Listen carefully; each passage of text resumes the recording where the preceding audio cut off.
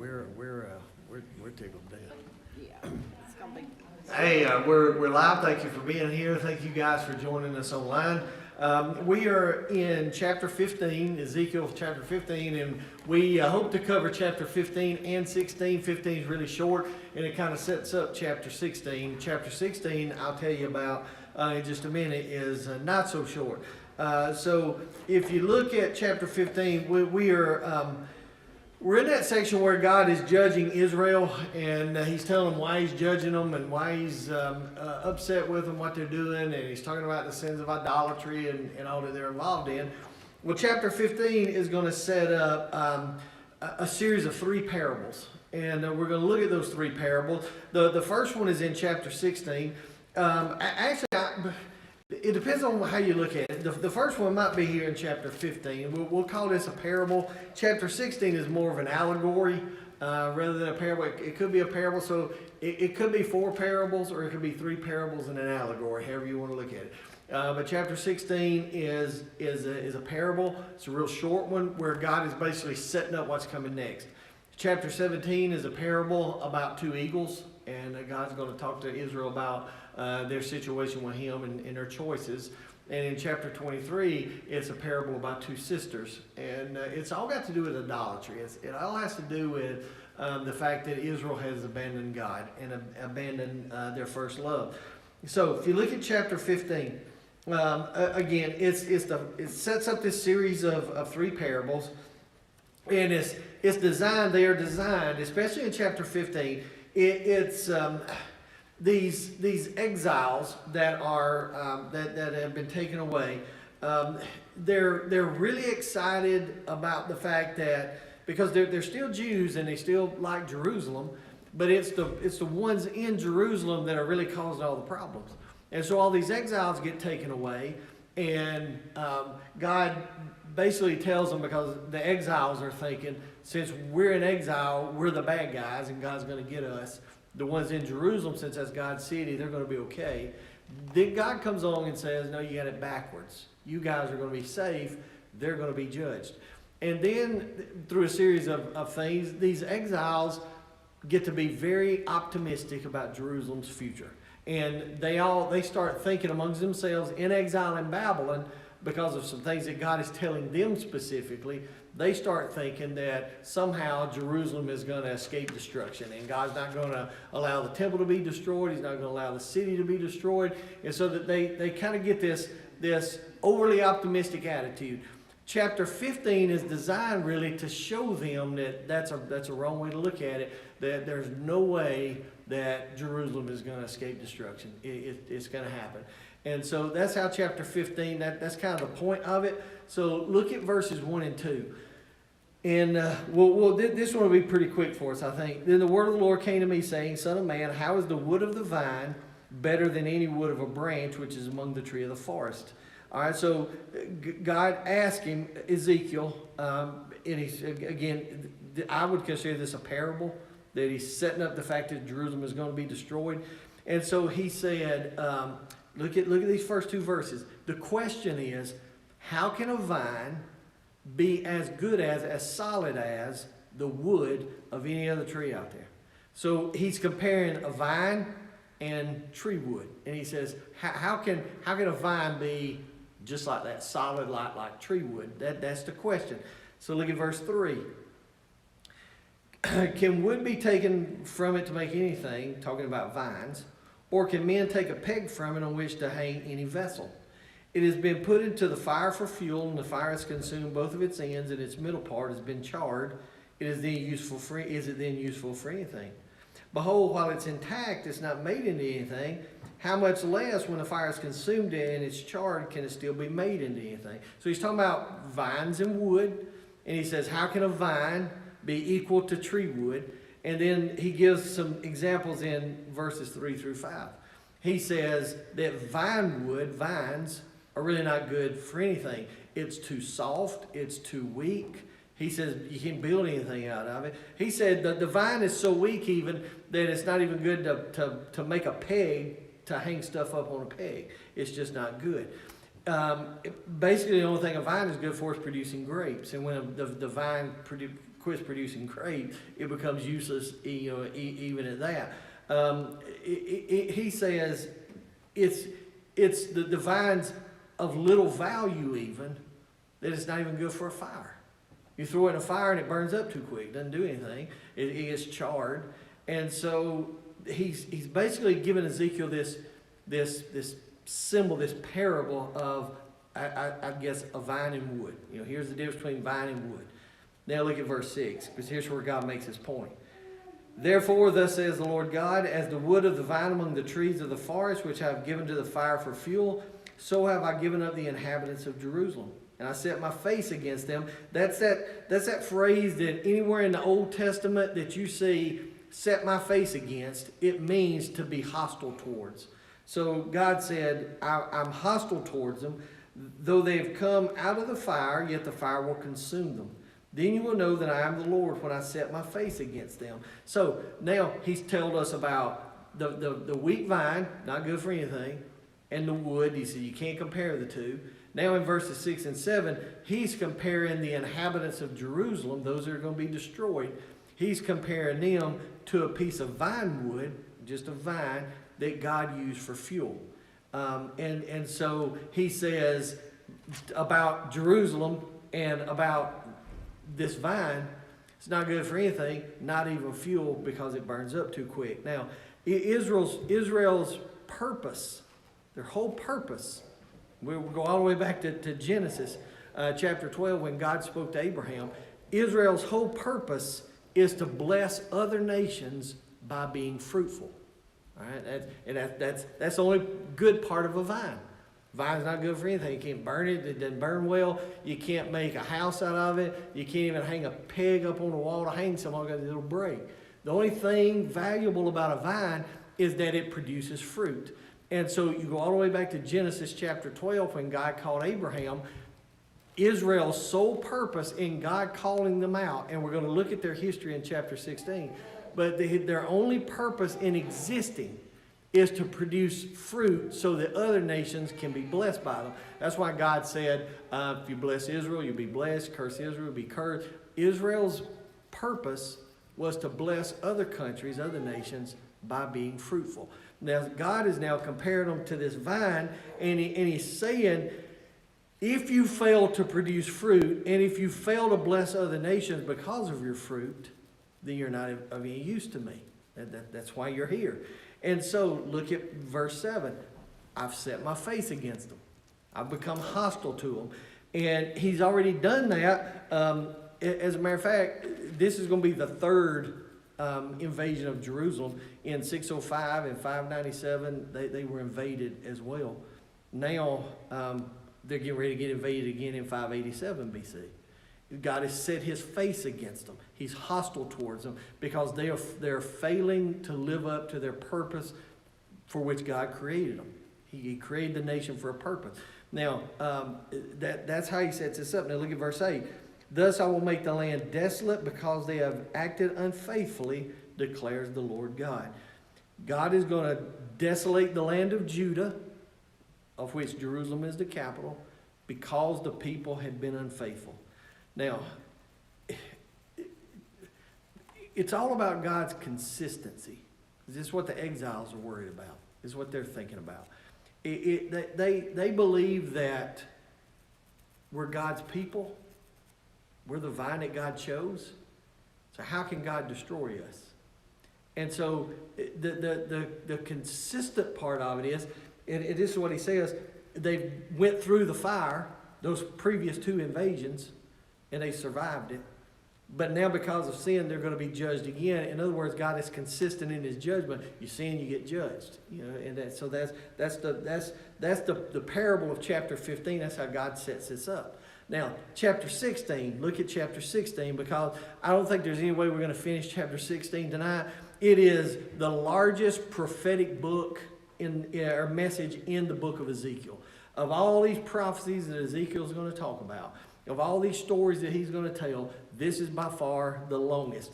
It is the longest single oracle or prophecy in the entire Old Testament. It's long. It's an allegory. I think it's an allegory. It's the longest one in the Bible.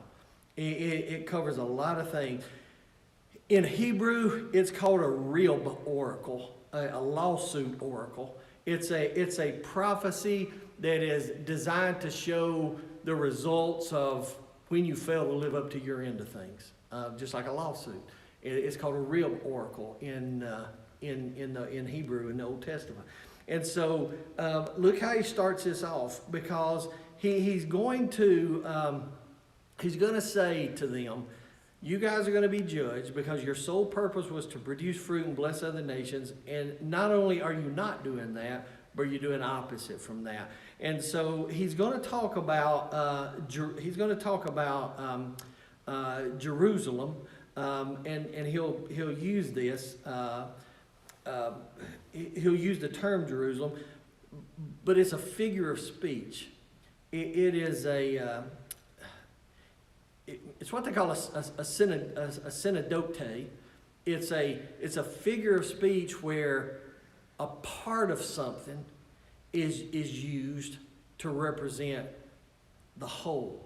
That's what it is. Just a part represents the whole, or the whole could represent the part.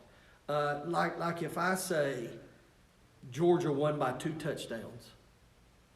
I'm not talking about the state of Georgia. I'm not talking about the University of Georgia. I'm talking about the football team. And so when I say Georgia won, I'm using a part of the whole to represent the whole. And so I don't want to confuse you, because when he talks about Jerusalem in here, he's talking about the entire nation. He's talking about everything, not just the city. Although in a minute he's going to specify the city. But here's his point in chapter 16 before we get into it. He's going to compare Israel to an orphan kid, all right? And he's going to say, they're just an orphan, didn't have anywhere to go, didn't have anybody. And all of a sudden, this orphan kid was introduced to and married a king, all right? So this orphan kid went from being a nobody, being nothing, having nobody, to marrying a king and getting everything. And then, after a while, leaving the king to go and get involved with a lot of prostitutes. And so he's going to compare Israel to that in chapter 16. He says, you guys are like an orphan. You struck it rich. You married a king. And then you gave all that up to go out and get involved with prostitutes and abandon all the good that you have. So that's chapter 16 kind of in a nutshell. So let's look at this in verses 1 and 2. Because he's going to talk about the birth of Israel, how they came to be as a nation. Then he's going to talk about their sins, and he's going to talk about their judgment. So look at verse 1 and 2.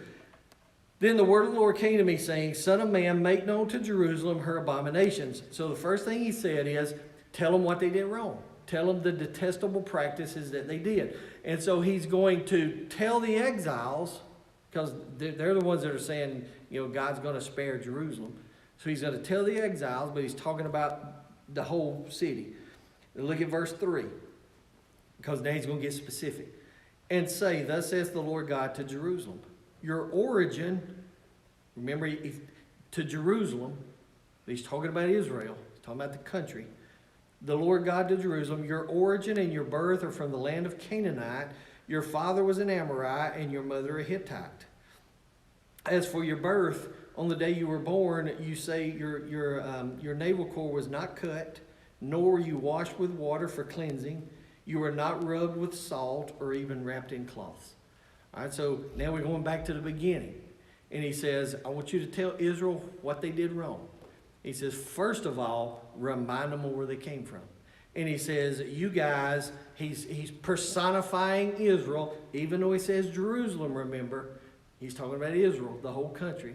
And he says, you guys, now I'm comparing you to a lady. And now he's going to relate the story of the lady as a parable about the history of Israel. All right, so look what he says. He says Jerusalem. That is I already told you one figure of speech. This is another one. This is a metonymy. It's a figure of speech where you substitute an attribute of something to refer to that person. Have you ever heard of a business executive being called a suit? You know, those suits up there, they don't know what they're doing. That's what he's doing. When he says Jerusalem, he's talking about the people of Jerusalem. He's using a term of speech to refer to the people. And so he's talking about this. Israel is this lady, the people in Israel. And so he's going to say that now they have this really weird history. Look at the history. He says, you're from the land of Canaan, right? Canaan was the place of Jerusalem or Israel's origin and birth. That's where it started, the land of Canaan. You know, we know about that. You know, we read that in the Bible. It's a land that when Israel was started, Canaan was a land that was known for its depravity. They're just wicked people there. And so the Israelites, when God called Abraham to go into that place, since it was surrounded by, and the history of this place was sin and depravity, it's a pretty natural thing that the original settlers of Canaan, the Israelites, fell into some of that stuff. Because that's all they were surrounded by. That's their history. That's what God's talking about here. And so look at the words that he uses, or the people that he uses. He says, your father was an Amorite, your mother was a Hittite. Remember, he's comparing Israel to a lady, and he's talking about her birth and the way she started. And he says, your birth was in Canaan. And he says that the two nations that served as your geographical parents are the Amorites and the Hittites, two very morally bankrupt civilizations. In other words, the history of Israel was not Hebrew. They're not Hebrews yet. They're Amorites and Hittites to begin with. And so he says to these people, he says to Ezekiel, you remind them that they started in this place that was absolutely worthless. I mean, there's nothing good about it. And the people there were no good. So he's just reminding them. Then look what he says in verse,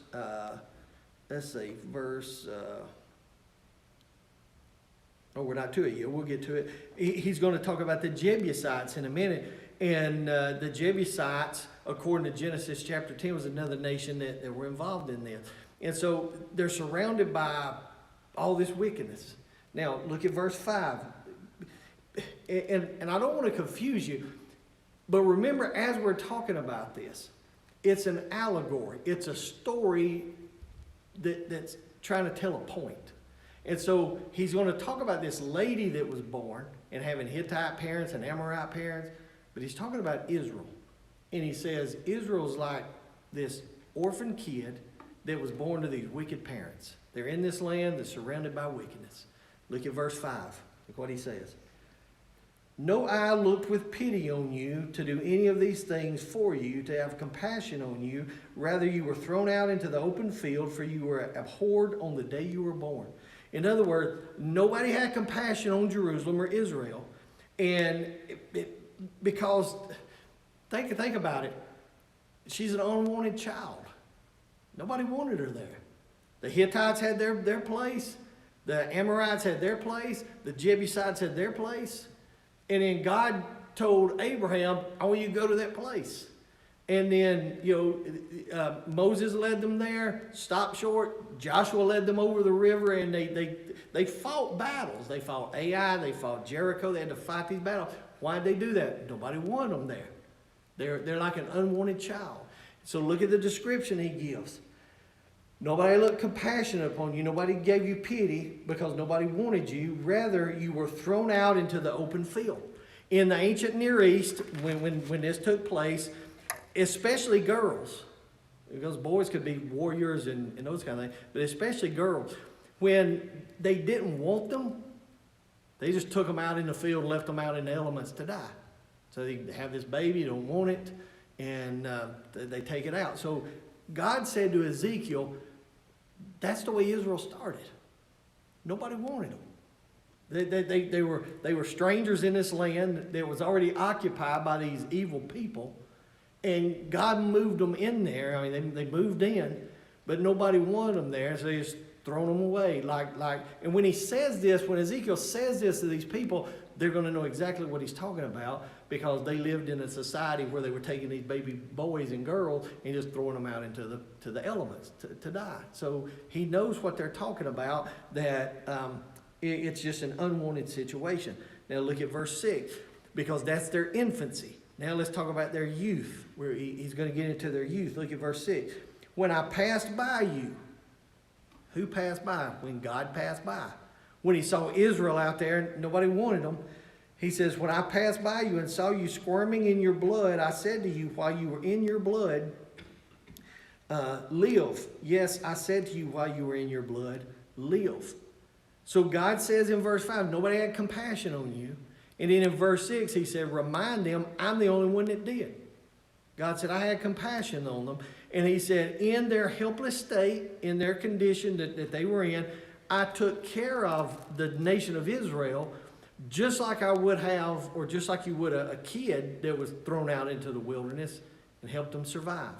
So Israel is this kid that's been thrown out into the woods to the wolves, and some stranger comes along, picks this kid up and nourishes them back to health and helps them survive. God said, I did that to you guys as a nation. That's how I rescued you. Now, this city is going to remain unwanted. Nobody wants it for a period of years, several periods of years. And then all of a sudden what happens when you look at the table of nations, and people skip over this all the time, Genesis chapter 10, kind of boring. I did my dissertation on it. When you look at Genesis chapter 10, it lists these countries. It says they were the Hittites, then there were the Jebusites, then there are the Amorites.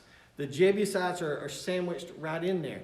And so God is basically saying, you guys as a country, nobody wanted you.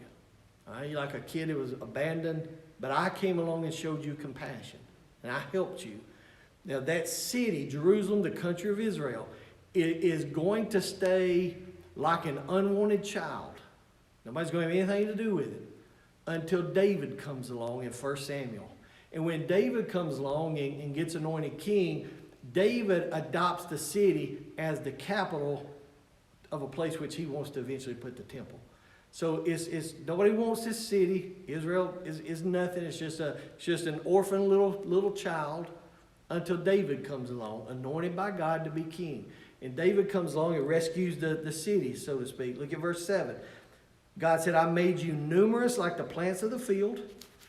Then he says, you grew up, you became tall, and you reached the age for fine ornaments. Your breasts were formed, your hair had grown, yet you were naked and bare.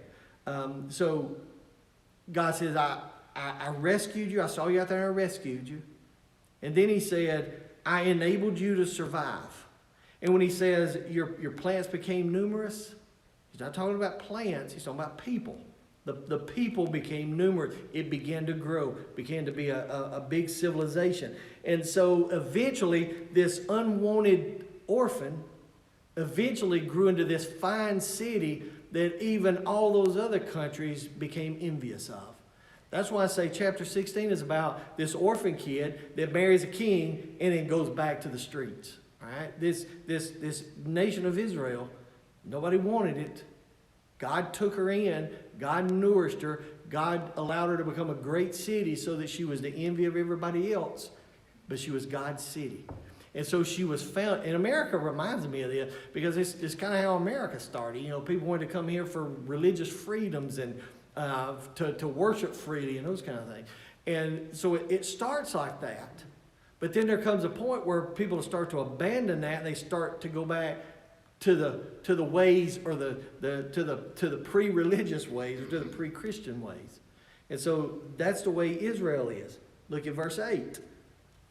Then I passed by you and saw you, and behold, you were at the time for love. So I spread my skirt over you. Now, here's where all this makes sense and ties together. I spread my skirt over you and covered your nakedness. I also swore to you and entered into a covenant with you.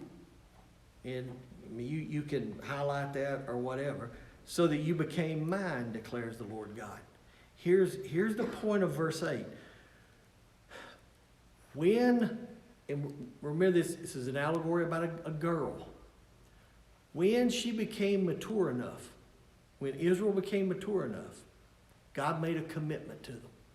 That's why it says when she became of age.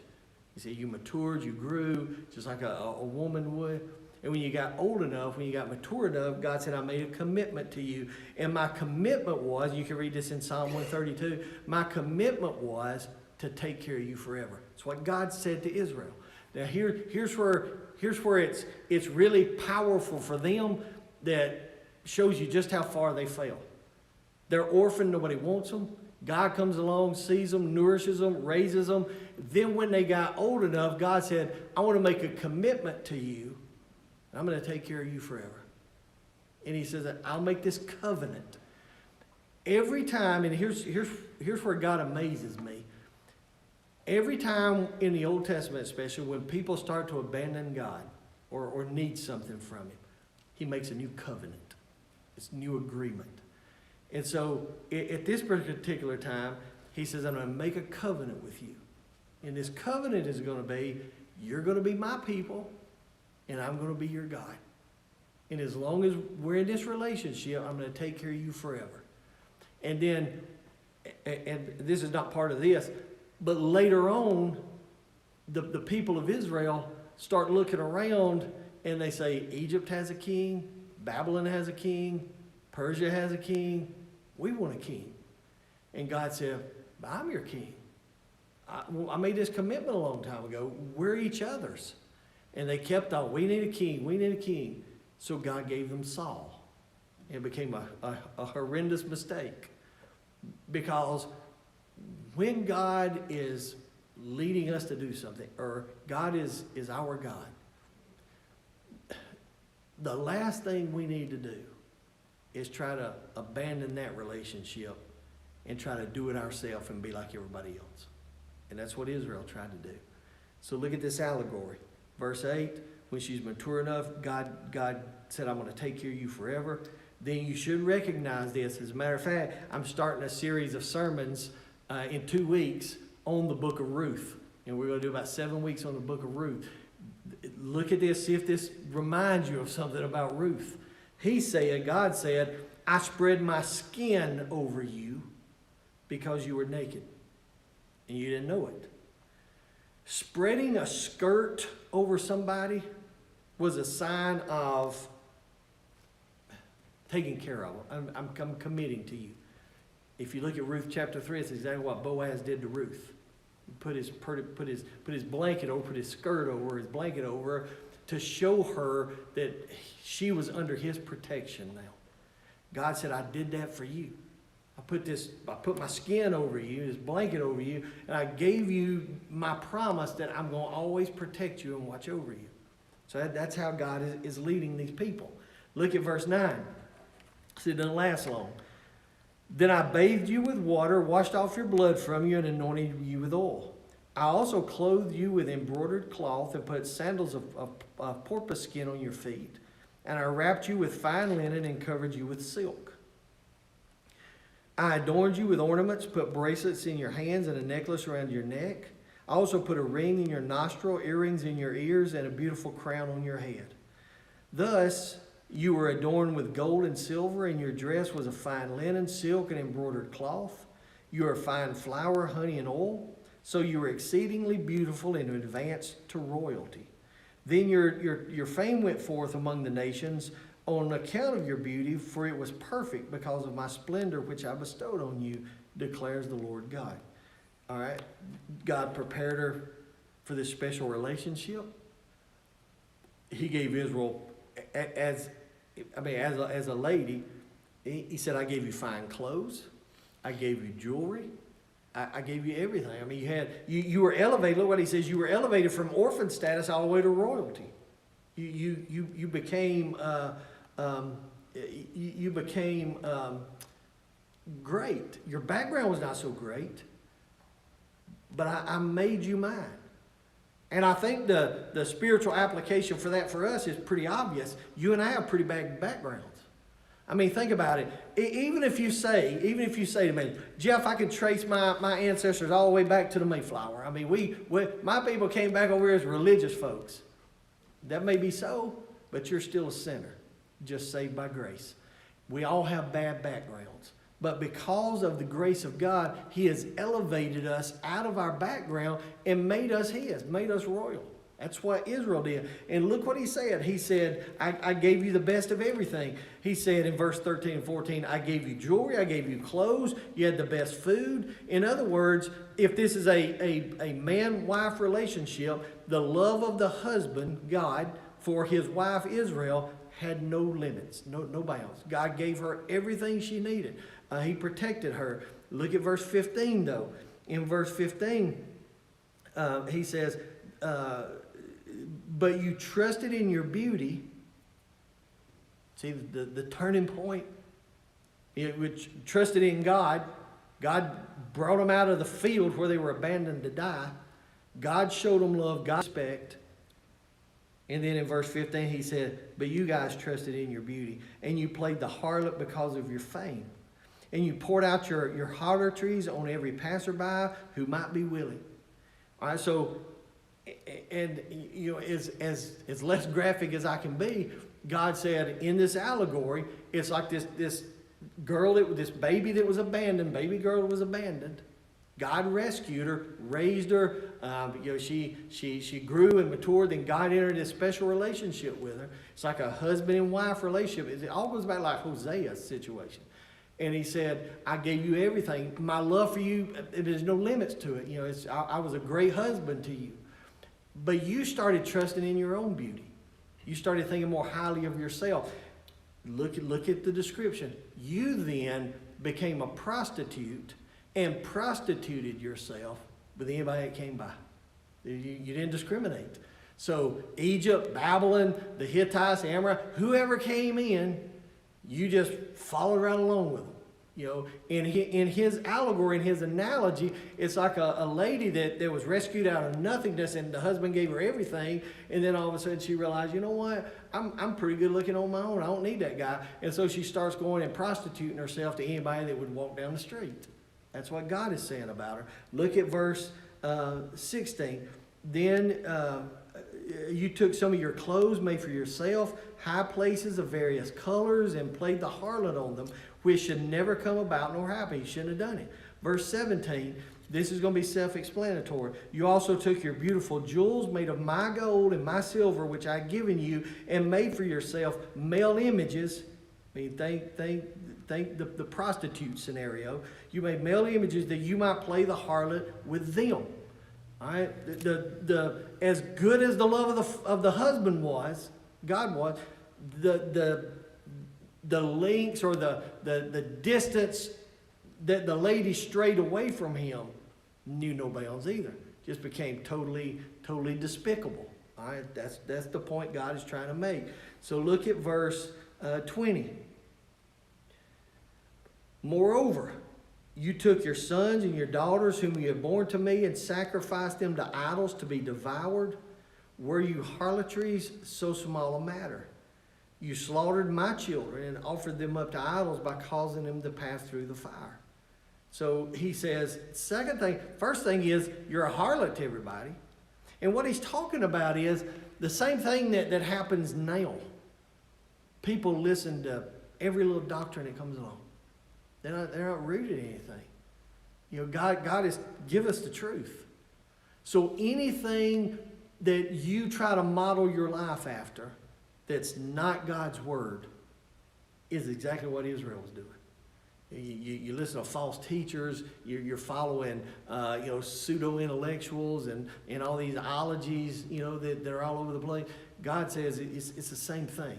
You know, you're abandoning what I've given you, and all of us were sinners, bound for hell. God rescued us when nobody else wanted us spiritually. Nobody wanted us. We're outcast. We're separated from God because of our sin. God, in His grace, rescued us, brought us out, and then made us royal. That's what 1 Peter says. We now have royal blood in us. We're different. We're called out. Ecclesia. We're the called out ones, the chosen people of God. And God has given us everything we could possibly want. But then we start thinking highly of ourselves. And we start thinking, well, I can do all this by myself. I can make money. I can have fame. I can have this. I don't need God. I don't need church. I don't need those people. And then we start selling out to different kind of things. I mean, you don't believe it? Look at our society. I mean, and it all came to a head. I try not to be political. That's not, I mean, it is my role, but not, to a huge extent. But look at what's going on right now. Some crazy rapper has a song that is the #1 song in this country. I never heard it. And I saw him talking about it today. Matter of fact, I was studying this, and I thought, man, that kind of ties in with this. And so I pulled it up on the computer to listen to it. I got about 5 seconds into it, and I said, my ears are bleeding. I can't do this anymore. It's the filthiest thing I ever heard. But it's the #1 song in the country. But they want to ban Dr. Seuss books. You see what I'm trying to tell you? We got cattywampus somewhere along the lines. Things have got off kilter. And what God has given us has become perverted. It's become messed up. We're not different than they. We're not better than they are. We see and criticize what they're doing. We're doing the same thing. And so God is now saying in verse 20, look what he's saying. The second thing I got against you is you're sacrificing your own kids. You're killing your kids. Why are they doing that? Because the pagans were doing it. The pagans had a god named Moloch. They had a god named Chemosh, and they sacrificed kids to those gods. They take them to a place where they have this huge fire, and they pray to Moloch, and they chunk his kid in the fire. And so what did the Israelites start doing? Killing their kids, because everybody else is doing it. And so he even goes to the link. God even goes to the point to say, not only did you throw them in the fire, but you beat them to death first. You killed them, then you burned them. And look what God says, because I think, and it's especially important to me now. I mean, it's always been important to me, but in case you don't know, I'm going to be a papa in September. I just want to throw that out there, just so you know. And so Emily's been showing us these little ultrasound things. And Christy and Emily has this little app on their phone that says the baby's, this big or that. That baby is 12 weeks along. It's as big as a lime, just a little bitty thing. But it's got a heart. It's got a brain. It's got fingers. It's got a digestive tract that's beginning to learn how to work and muscles contracting. It's got all that stuff. But people are killing them. That's kind of what he's talking about here. We're sacrificing those kids. We're not taking them out and hitting them over the head and throwing them in a big bonfire. But we're killing thousands and thousands of them every day. And look what God says. Look at verse 21. You slaughtered my children. God said, those are mine. You have no right to do that. All this pro-choice business, it's not their choice. It's God's choice. They're his kids. God says they're my children. And so he says about Israel, you guys have really missed it. I brought you out of nothing and gave you everything. But you're going backwards into harlotry. You're prostituting yourself to all these pagan countries.